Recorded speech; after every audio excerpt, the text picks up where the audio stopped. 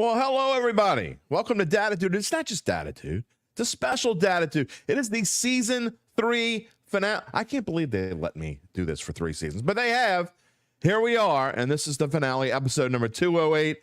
I am Jim Derry. I'm along with my friend Larry Holder, who I'm sure I will mock in some sort of way, probably because he's wearing some silly shirt. Larry Holder, what is going on this morning? I had to find the best pop star shirt I could in my house. And I was telling you before, like my wife she's a Swiftie, and she has like some flirty girl Taylor Swift themed t-shirts, but A, I didn't want to look for them, and B, they're probably too small for me. So I went into my own t-shirt drawer and found it. And if you're watching, Britney, like teenage. No. You got to do the dance you did. There it is. Shimmy. Teenage Britney Spears t-shirt. That is my shirt. For those listening to the podcast on the audio only version that comes on later, let it be known for the record that Larry Holder was doing the shimmy on live internet television. There it is. I was in the halftime show. Maybe you are the halftime show and we don't even know about it. I mean, forget about Usher. Who needs Usher? We got Larry Holder here on the pod. All right. Let's get any of that experience. No one needs. No, we're going to have fun throughout this podcast. If you want to join in the fun, you're more than welcome to type in any comment or question you may have, whether you're watching on YouTube, Facebook, or X/Twitter, whatever you want to call it, and we'll show it here on the air as long as it's not ridiculously over the top. We'll show it here on the air. All right, Larry, we're going to have a shorter show than usual here, probably in the realm of a half an hour or so this morning. Because frankly, I'm going on vacation as soon as I hit the button on this show, and I'm ready to go on vacation. But we do want to talk a little bit before we start talking about the Super Bowl. Briefly want to talk about the Saints and the imminent hire coming of Clint Kubiak and as offensive coordinator. And I want to get your opinion on, it's not just Kubiak, but obviously they're kind of making sweeping changes throughout in the offense. Are you surprised that that so many changes are being made right now? No, because the next person who would be swept out the building would be Dennis Allen. So you've got to make changes. I mean, obviously the offense has been stagnant the last couple of years. You need to make changes. And where did they go? They went to one of the most creative offenses on the planet with the 49ers. And you and me have agreed in previous Dattitude podcasts that we liked Kubiak the best. Yes. For this hire. So I got to give kudos for the Saints for making this happen. And look, you look at the staffing changes, and it's just about completely different. I think the tight ends coach is the only one kind of back there. And look, I guess kudos to them. That means he did a good job coaching tight ends. But still, sweeping changes. And when you look at Kubiak and you look at the quarterbacks that he's coached, and they're very similar in style to what you have with the Saints with Derek Carr. I mean, he's coached Kirk Cousins. He's coaching Brock Purdy. He did Russell Wilson, but look, Russell Wilson he's kind of an odd bird, not exactly like the other three that we're mentioning, but still, you're talking about guys that they could be creative with a pocket passer. And so I think that's something that certainly the Saints looked at. And to me, again, kudos. I think that's the best hire they could have made. I agree. And this is something we've talked about. And I think going outside of the building was the right move. I think if they would have kept Ronald Curry. And Ronald Curry may turn out to be some great offensive mind later on. And people will say, oh, the Saints could have kept Ronald Curry. But I think in the grand scheme of things, for this moment, they had to go outside of the building. Dennis Allen, we've talked about it. His job's on the line. There's zero question about that going forward. And well, Curry quickly got a job. Joe Brady snagged him because Joe Brady's the OC in the Bills. Curry immediately, as soon as that happened, Curry has a job with Buffalo. Good for him. I mean, they'll probably make a good pair and work and do well with Josh Allen. Yeah, I don't blame. And look, as someone who, we know the offense struggled, and it is what it is, but I don't blame the offensive struggles on Ronald Curry. He was just part of it. He was a casualty of Pete Carmichael in my opinion. So it is what it is. I wish and I'm sure the Saints like genuinely wish him nothing but success. People say that and don't mean it most of the time, like legitimately. I hope he has a lot of success going forward, and I think Ronald Curry will be an offensive coordinator in this league at some point in the near future. What does this change, going forward? All the talk about John Gruden, and now people aren't talking much about John Gruden now. Do you think he has some role with the Saints in the background in some capacity as an advisor or something along those lines? I could still see that. So I wouldn't be shocked if something like that happened, but still, look, that's, to me, I feel like that would not have been just good circumstances. You and me have gone round and round in agreement of why that would not have been, in our opinions, the best way to turn. But could they bring him in some bigger role than just around for the week? Yes, but that's certainly something you don't need to rush out and do. So I'm curious to see if/when that happens. But yeah, the fact that they made the right move offensively, it's probably not the same as what, say, Gruden would do, and a fresh set of eyes. They needed it. Like, they needed fresh set, totally outside the building, needed a reset. And I think that kind of brings some life to maybe the pieces of the puzzle on offense. Yeah, I couldn't agree more. And these are things we're going to get in more into after we're going to take a little break after this show. I'm going on a mini vacation, not going anywhere, but taking a little break. I usually take the week off before Mardi Gras, but because it's Super Bowl week, I couldn't do that this time. So I'm going to be off next week and part of the week after. So Dattitude will return, programming note, the first Friday in March, which I think is March the 2nd, if I'm right. Oh no, it's a leap year, so maybe it's March the 1st.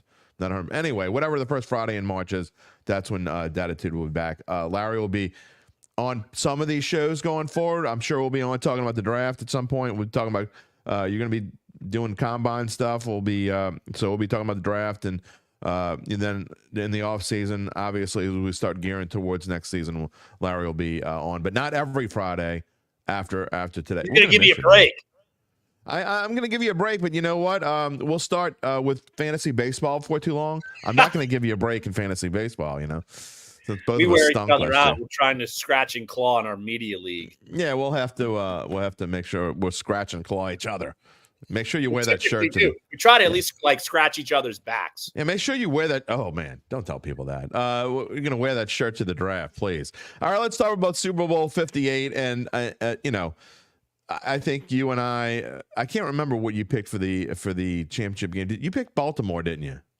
Yeah, that was okay. bold. I don't know. I really don't know why I did that. I shouldn't have. Well, I mean, it's weird. So I didn't trust Baltimore the week before, but then I trust them against. Right. That's why I don't trust them against. Yeah, you didn't trust them against Houston, but against Mahomes, you trusted him. That was great. But Lamar did win his second NFL MVP yesterday. Your thoughts on that? And the one knucklehead. And look, I'm not saying he's a knucklehead because he didn't pick Lamar. Because I don't think Lamar should have won MVP. I think Christian McCaffrey was the best player in the league this year. So if you want to pick against Lamar, fine. If you don't want to be the lone dissenter, he couldn't know he was going to be the lone dissenter, I guess. But his explanation for why he chose Josh Allen of all people, Josh Allen, really? I mean, that's who you're going to pick for MVP, Josh Allen. But anyway, so it's 49 out of 50 first place votes for Lamar Jackson. Your thoughts on the MVP race? Well, actually, I didn't know that there was a dissenter, so I didn't. I guess. Yeah, there was one guy who just, and then of course he makes himself try to makes it as big as possible on Twitter and post a link to why his voting, his top 5, what he voted and why he voted that way. He's an idiot. Oh, well, I'll have to go look up to see who it is. And if I know him, I can maybe yell at him. But yeah, it's I'll tell you his name in a second. Yeah, here's the thing, that this race was so wide open the entire year. And I've written about it a bunch of times. You've had so many favorites. Right. I'm going to start just rattling off names off the top of my head of people who are either the favorite or tied as the favorite throughout the year. So it was Mahomes, Josh Allen, Jalen Hurts, Joe Burrow, Dak Prescott, Brock Purdy, and Lamar Jackson. And so, and I think in a 3-week span or a 4-week span, you had a different favorite in 4 weeks. Like this was wide open.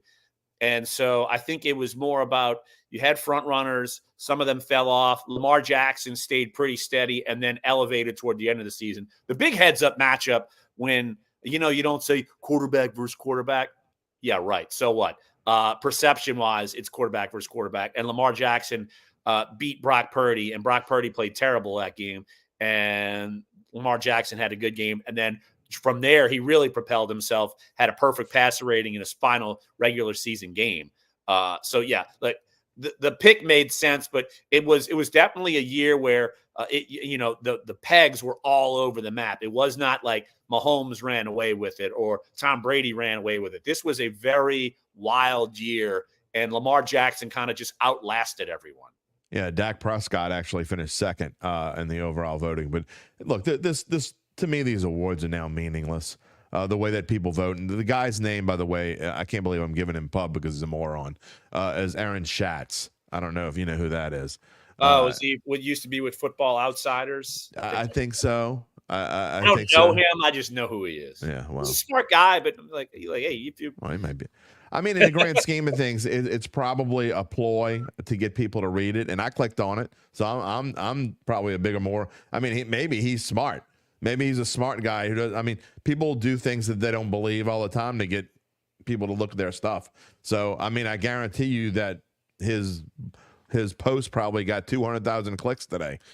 So in a way, he got what he wanted. So maybe we're the morons. I don't know. But anyway, it just goes to show. If you read through his reasoning without you having to click on it, so I'll give you a little inside info. He talks about how he's listed 5 quarterbacks. He didn't even vote for McCaffrey in his top 5, by the way, because the quarterback's the most important position on the field. Well, sure. That doesn't mean the quarterback has to be the MVP. And they should just name this the AP Top Quarterback Award and stop calling it MVP because it's a quarterback award. I don't know that a non-quarterback will ever win this ever again.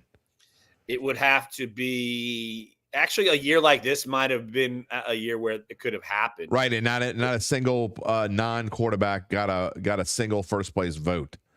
Yeah, I think the last time we were really in contention for a non-quarterback might have been like Jonathan Taylor or Justin Jefferson or Derrick Henry. Right.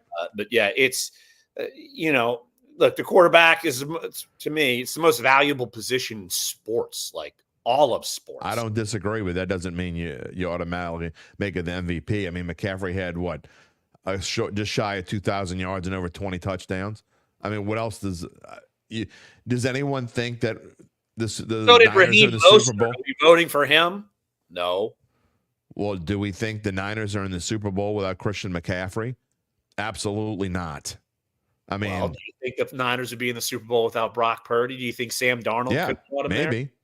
Maybe. Oh, you were a Brock Purdy detractor. Uh-oh. No, I'm not. I like Brock Purdy. I think he's going to be one of the top quarterbacks in the league. But when you got the defense that they have and the way they run the football, I'm not so sure that they couldn't have got to the Super Bowl. I don't know. I'm not with trusting a mediocre quarterback.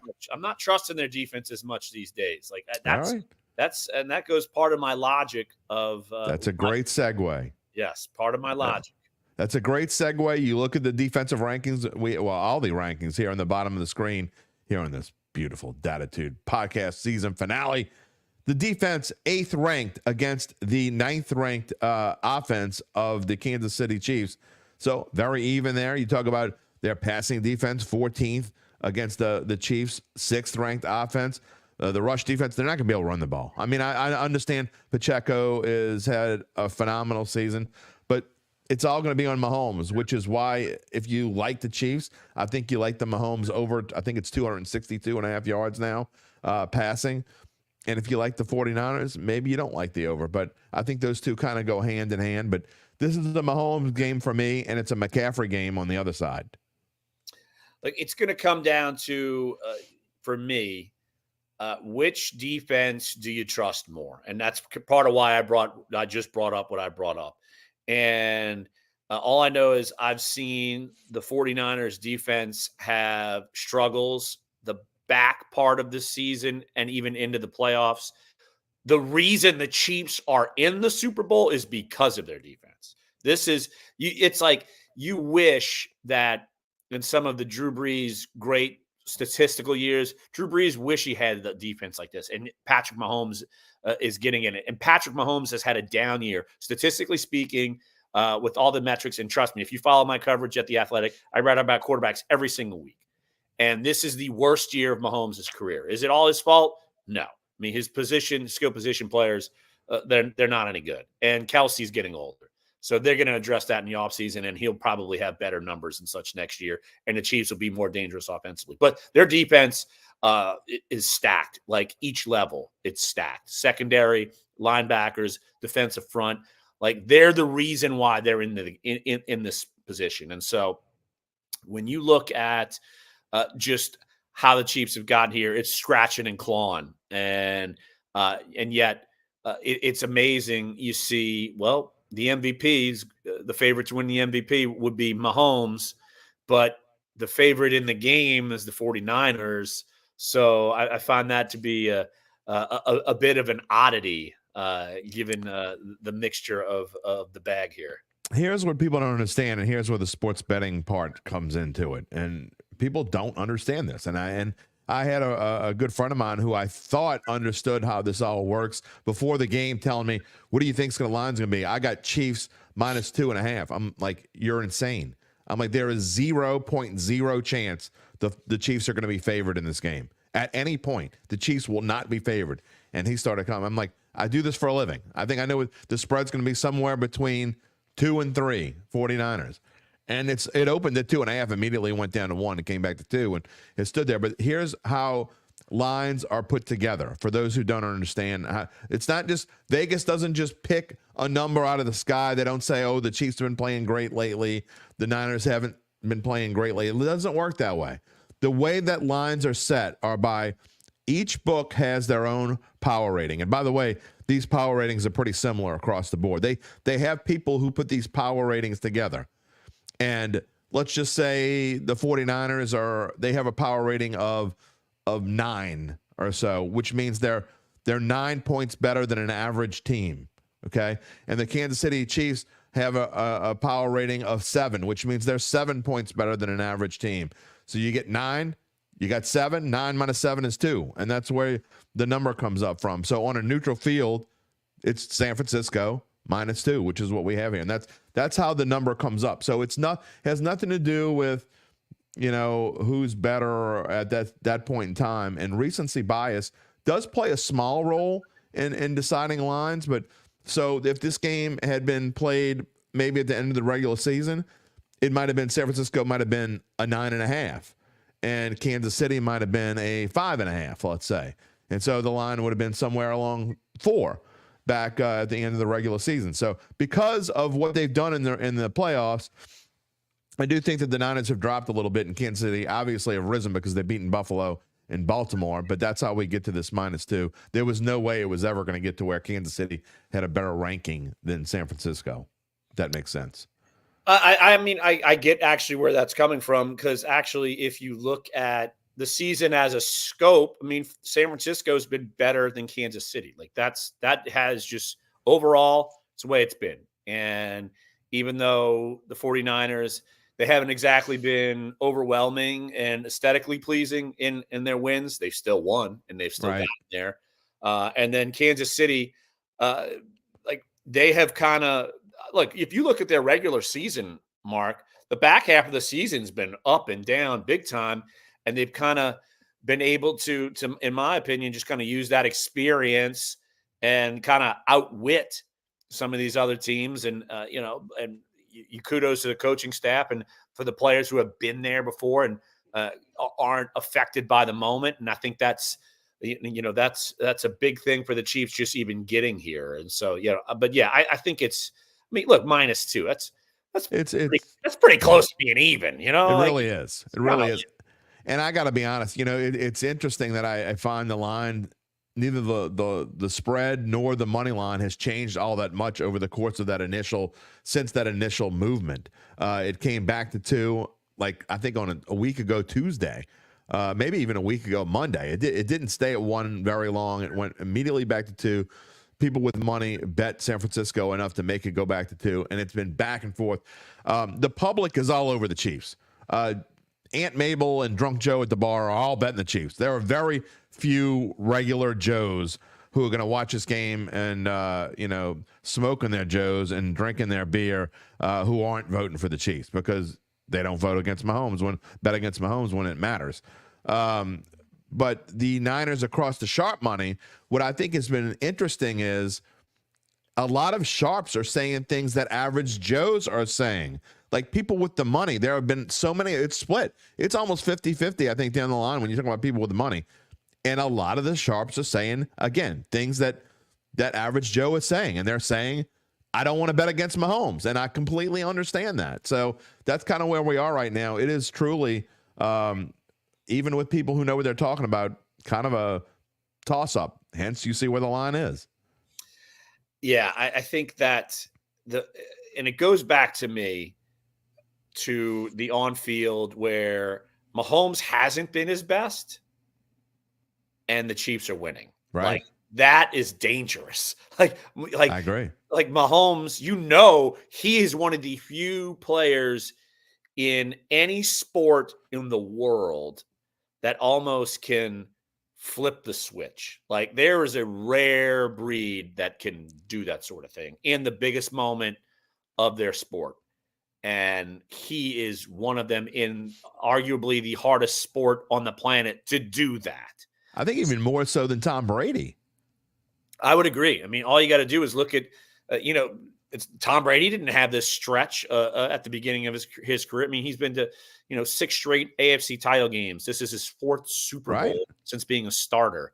And this is the best defense he's playing with. And it's like, seriously, if he wins and he wins the MVP, he should just hand the award to the entire defense because that's why they got it. He's smart enough to know that. Like, he's not a dummy. He's smart enough to know that, man, I am very fortunate to be here because we have not been the same. And that defense has been lights out. Like, people like L'Jarius Sneed, their corner, he is going to make so much money in the offseason. There's no doubt about that. So much money. Chris Jones, he's a big-time player. He's up for a new contract. Who knows? He's going to be making like Aaron Donald money. But still, so if Kansas City wins, you're saying that Patrick Mahomes should just take that MVP trophy and run over to Spags, Steve Spagnuolo, and say, here you go, buddy. Maybe not Spags. And my buddy Scott Shanley would probably still boos and hisses Steve Spagnuolo. But now you could certainly give it to a number of those players like Chris Jones, like George Karlaftis, that defense, don't mess with them. Remember 4 months ago when we were wondering if Chris Jones was going to play this year? I wasn't contract. I knew he was going to play. You don't need a table. Give me a break. The talking heads were saying, "Wow, he might sit out all year." I'm like, this dude ain't sitting out. Give me a break. I mean, those guys need content, so they just every wild 100%. Idea they just throw up. It's like, come on. I mean, people actually buy this stuff, though. I mean, they're really buying it. All right, let's get into the pick, and because I actually want to talk about a couple of props after we make our pick. Let's. We didn't do the props list. We had some things going on this week. So yeah. I would have liked to have done the whole prop list. It's been a let's just say mind distracting week for me. It's been tough to concentrate on football for sure. Let's talk about the game itself and your thinking. I agree with you. I don't think the spread matters all that much. You're talking about -2. I personally, my bets have all been on a money line, and I'll tell you who in a minute. I'm not touching that spread. I don't like it either way. I'd rather just either give the juice or take some free money or whatever you want to call it. But I'm on a money line. I'm going to let you go first. My guest, you've been with me all year long. What is your thinking and reasoning for who you like in Super Bowl 58? Well, my pick's been public for like a week, so it's already out there, but it hasn't changed. Like, my mind hasn't changed. I am going Kansas City 24, San Francisco 21, and I laid out my entire groundwork already. I trust Kansas City's defense more than I trust the 49ers defense, and I think Patrick Mahomes can make enough plays against San Francisco, and I think that Kansas City can slow down Brock Purdy and that unit enough. Also, which I didn't mention in my explanations of picks at The Athletic, but I trust Harrison Butker more than I trust Moody.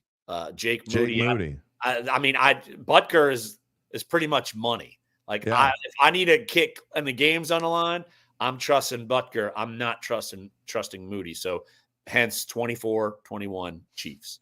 I think that's sound logic. I certainly agree with the last part. If I got to pick a kicker, I'm picking Butker over a guy that has had some issues down the line. That being said, I know people out there who watch us on a regular basis will be shocked when I say I'm on the other side, Larry Holder. Well, at least someone will be right and someone will be wrong. I'd rather that. Hey, that is how we're going to finish this year for sure, this season anyway.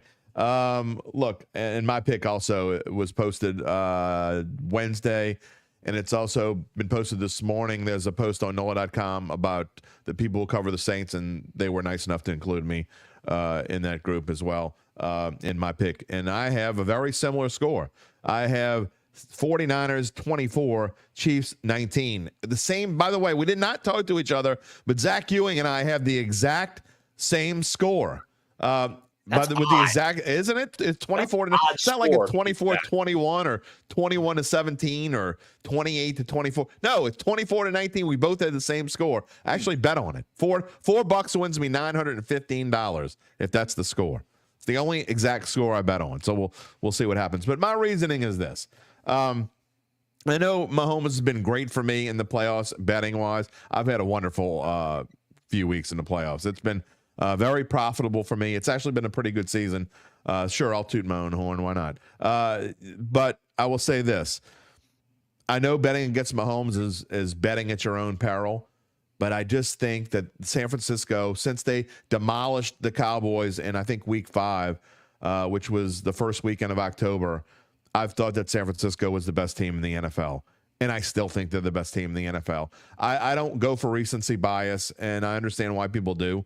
So I'm not going to try to talk you out of a pick if you like Mahomes and you think Kansas City's been that much better. But I just don't know how good Buffalo and Baltimore in the grand scheme of things really are. So the fact that Kansas City beat them, I'm not sure that sways me all that much. In Baltimore, Mahomes, I agree with you that it could come down to defense. And if it does, yeah, Kansas City's ranking of defense is better. But I just think when it comes down to it, those linebackers that San Francisco has, it's going to take the running game away from Kansas City. And as good as Mahomes is, if he doesn't have any running game, I think that is going to significantly hurt him. I like the Niners. I think it's a McCaffrey game. I think it's a Debo game. And that leads into another prop bet that I like as well. One of my favorite props, just a few bucks. I'm not telling you to go wild, but you can get Debo to win the MVP at plus 2,000, which means 20-1. So even if you don't think he's going to win it, and I don't necessarily think he's going to win it, but 20-1, I think Debo is going to have a huge. I like all the Debo props, really. I think Debo is going to have a huge game, Larry, and I think I would guess you would agree that if you thought San Francisco is going to win this game, that Debo will play a large role in it. Well, if the 49ers win, the MVP race is far more wide open because absolutely they have far more weapons over there, notable weapons that people in the stadium, in the media, that would vote for. And right. Debo is one of them. I mean, that guy, he could score a rushing touchdown, 2 receiving touchdowns, and be electric and certainly be an MVP. Like there's that could easily happen. But McCaffrey, here's the thing. At plus 450, you see up there at the top right of the screen. McCaffrey could score 3 touchdowns, and Purdy. Here's the thing: they could get down in the field. He could have 3 2-yard rushing touchdowns, and he got 3 right. touchdowns. MVP, that's easy. So yeah, I feel like that's if you like the 49ers, I'd be betting MVPs. But yeah, Debo with that number, he could certainly be electric. Like this is a game where he is easily one of the most dynamic players on the field, period. And look, I'm with you. Like, here's the thing. It's almost like I took the Chiefs because I feel like that's the safe pick. Right. If I could certainly see the 49ers winning this game because I'm a big believer in Brock Purdy. Like, Yeah. I am a believer. Like, he's not that great for this long of a stretch without actually being great. Like, that's not a fluke. You're talking over 20 games now that he's got under his belt. I mean, he's legitimately been a top-tier quarterback, and I think he's going to be going forward. Yes. Look, you cannot bet, if you want to talk about other bets that you're going to make, betting Mahomes at plus 125 is ridiculous.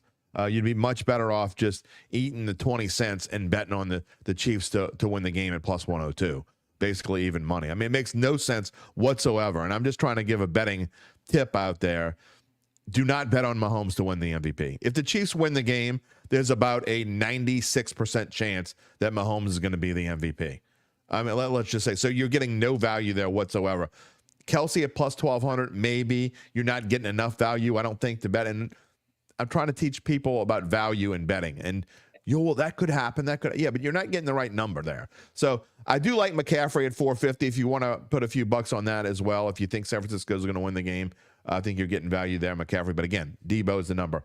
But I have my favorite prop of all, Larry Holder, is you can go on just about, I think I've seen this on every site, and it's about minus 150 depending on where you look, which means you got to bet 150 to win 100, or you got to bet $15 to win 10.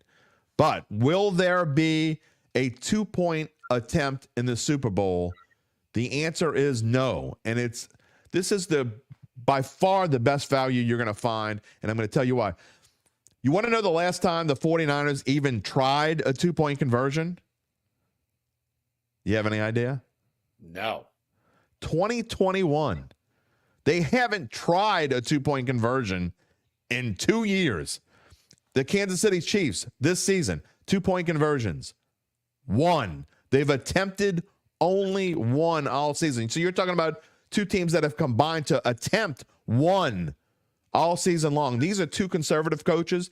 They're very old school kind of coaches. They're not even going to think about going for 2 until they get to the fourth quarter. So you're basically betting minus 150 on that fourth quarter will they attempt. Now, if it's the score that I predict, 24-19, and someone scores a touchdown to make it 24-19, they are going to go for 2 to make it 24-21. But you'd have to be in that absolute right circumstance for them to even think about going for 2. And that's why 1.5 to 1. And people love to bet yeses on stuff like this. So when they find this and they see, oh my goodness, it's plus 130, they're giving me money to bet on the yes. This is going to be 98% bet on yes. And only the people who know what they're doing are going to bet on the no.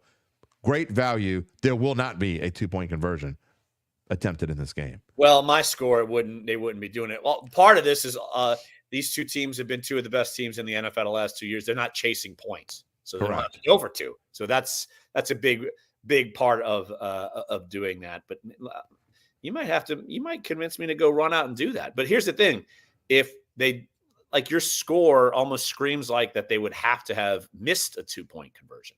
Well, that's why I also bet on my score. Put a couple bucks. Look at you. I won't be upset if my score hits and someone tried a 2-point conversion. I'm not going to be that upset about it. I got to be honest. Also, here's another little tip for you.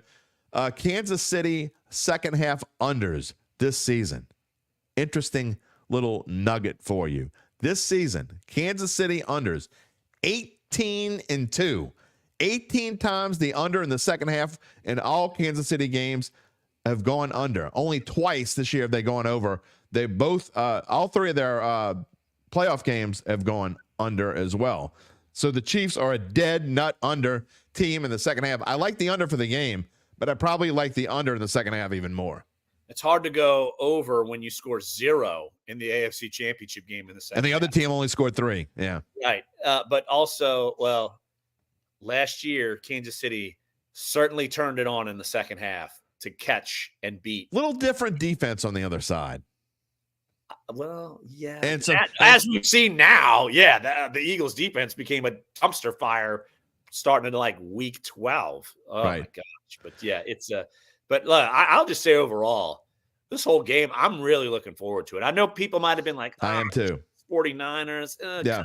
Again, look, Purdy is far more a better player and far more interesting than Jimmy Garoppolo.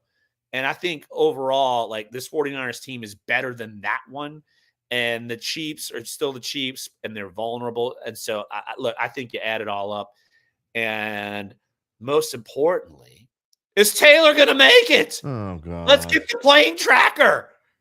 Let's do it. Oh, is Britney Spears going to? I mean, you'll be like doing this with your. She did it again. I'm not going to do the shimmy again. I'm doing it again.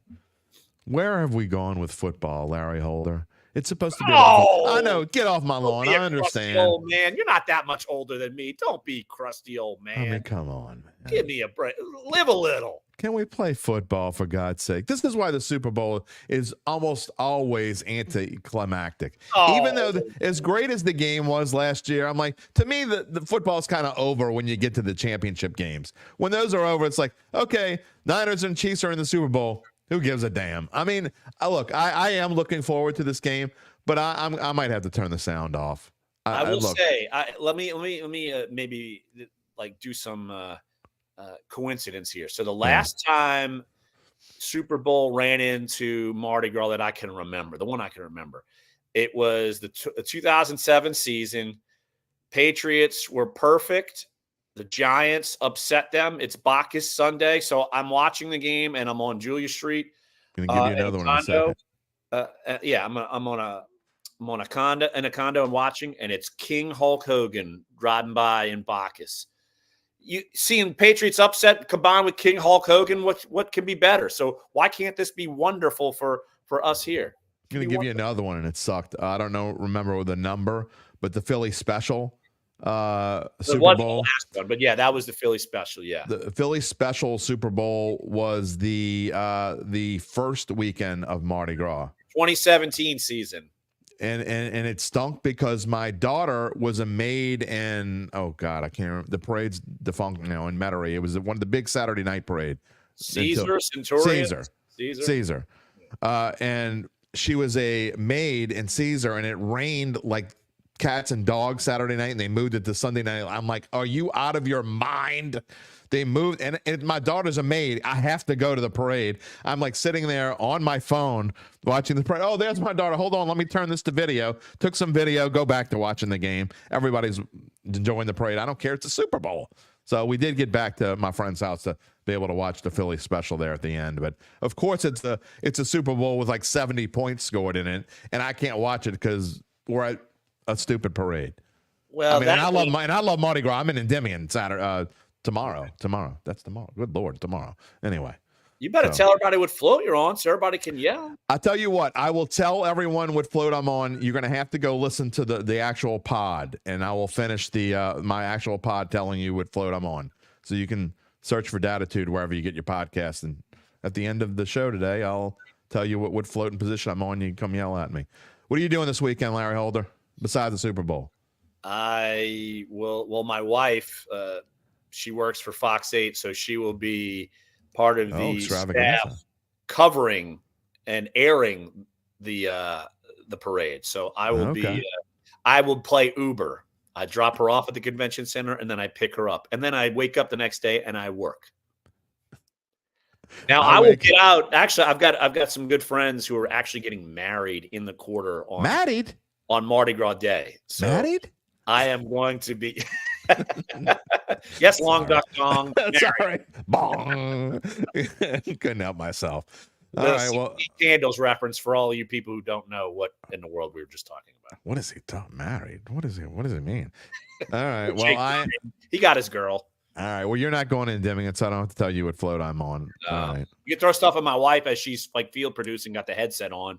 I don't know. Right. I don't know who she's going to be, which reporter she's going to be on the floor. Well, as we go off here for the final time in season 3, like no joke. I asked you, like, I think maybe a week or two before we started this. Jeff Duncan had been my partner the last couple of years on a Friday. He had other obligations with the Saints Insider podcast. I called you and you immediately said yes, and we've been doing this I think maybe we missed 1 or 2 Fridays because our schedules didn't jive, and I might have had to do it on a different day or whatever. But it has been great talking to you every Friday. We text each other every now and then. We talk every now and then outside of this, but it has been great talking to you every Friday, and I truly appreciate your time and your friendship. I appreciate it, buddy. Yeah, you too. Same. And look, we'll keep this going for sure. Absolutely. Yeah, absolutely. It's been fun. Like, I've been looking forward to it. It's great. Well, that will do us here for season 3, and there you go. Larry's just committed to season 4, coming back for football. So is season. Brittany. Oh, jeez. That's a note to end the show on. If you're watching this and not listening, if you're listening, good for you. You didn't have to see what Larry just did. If you're watching, thank you for making it to the end, and thank you for watching us here on season 3. Again, if you're watching this and you want to hear my monologue, and I have a little tribute to my dad who passed away this past weekend, please search for Dattitude wherever you get your podcast, and we'll talk about it all and have fun with it. And maybe I'll have 1 or 2 more other props for you. Thanks for watching all season long. We will see you soon. Happy Mardi Gras, everybody.